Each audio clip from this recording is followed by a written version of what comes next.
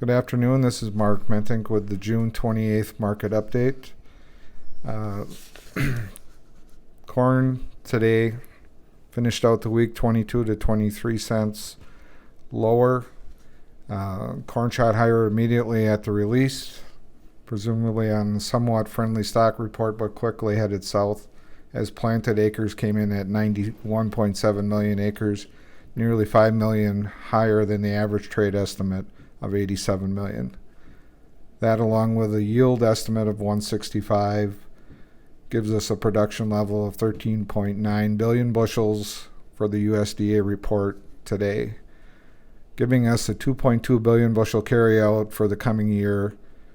June 1 stocks were at 5.2, which were 133 million below the average trade estimate, suggesting that the quarterly feed residual use is around 1.075 billion, or approximately 130 million more than expected by the trade. Soybean plantings were 80 million. Soybeans closed down 4 to 5 cents for the week.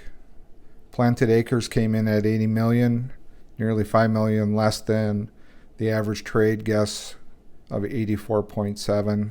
This with estimated use of a carryout of decreased acreage probably indicates that farmers decided to go back to planting corn instead of beans due to the bean-corn ratio. This will lower our estimated bean carryout to 776, nearly 250 million less than the June WASDA report.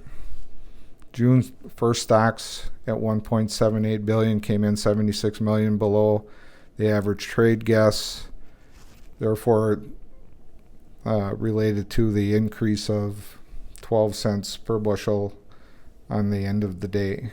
Wheat stocks came in very neutral. Not a lot of news in the wheat market. June stocks were estimated at 1.72 million bushels, which is below the average trade guess. But yet it was a down day in the wheat market due to the excessive amount of wheat in the country.